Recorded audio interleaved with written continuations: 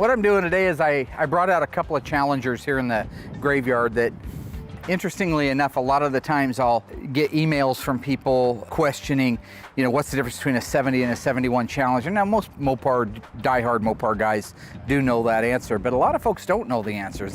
They'll send pictures, check out my dad's old 71 Challenger, when in fact it was a 1970 Challenger.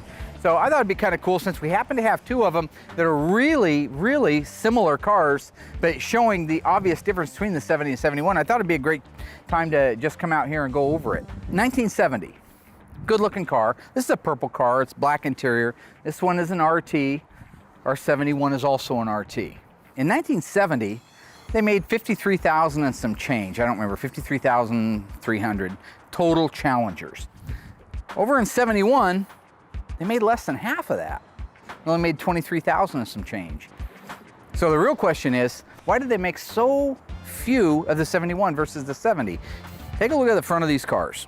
Look at the grille work. Now, this one, I was told, the inspiration behind this grille came from the designer who flipped a rock into a pond, and as the ripples went out, he thought, how cool would it be to do something like that in a grille? And that's what he did.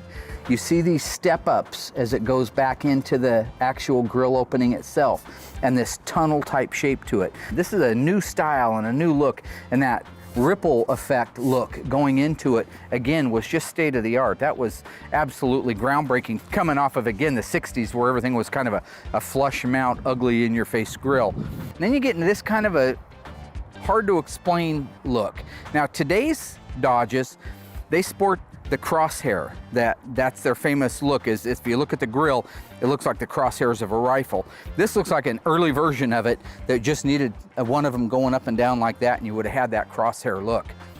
It got away from the recess, it brought it back out again.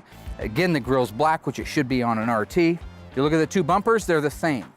And the lower valances are the same. So when it comes to the interiors of the 70 and the 71, literally, there's not much difference between them. The instrumentation is the same, which is that cool cockpit style, 150 mile an hour speedometer, 8,000 RPM tach, all four of your functional gauges, and a clock over on the right-hand side. Same steering wheel used in 70 and 71. There were optional wheels, but the basic standard wheel was the same. One note is if you had a 72 on up, they dropped the RPM from 8,000 tach down to a 7,000 RPM tach. The rest of the interior, like I say, for the most part, other than seat patterns are slightly different in 71. The seat backs are different in 1971 versus 1970. This is called a two-piece seat back. It uses a long button on the side, a piece of pot metal type of outer hinge cover, then the one-piece clamshell back, where the 71 is all one piece with just a button to push it. Door panels are the same, the rest the same, floors are the same, headliners the same, visors are the same, rear view mirrors even the same. So not a lot to report. This car is kind of cool. It's optioned with the 6-way seat, but I do believe the 6-way seat was also available in 71, optional on the car. This one over here doesn't have that. Okay, so over here on our 71, it's the same basic interior as I said our 70 has. We got our real cool cockpit style instrumentation, 150 speedometer, 8 grand tach, full gauges, have our clock over there. The switch panel's the same. Basically everything is the same. The dash pad changed in 71 and uses the Challenger replaceable with Barracuda, because it's the same applique over there. So 70, a Challenger has its own dash pad. 70, a Barracuda has its own dash pad. But in 71, because they were basically shaped the same, they decided to streamline things and just make that little label over there replaceable, whether it would be for a Barracuda or a Challenger. You know, there may be a multitude of reasons why the 70 outsold the 71. I tend to think, it's my opinion, it was the introductory year, and that's a big year. That's as with anything.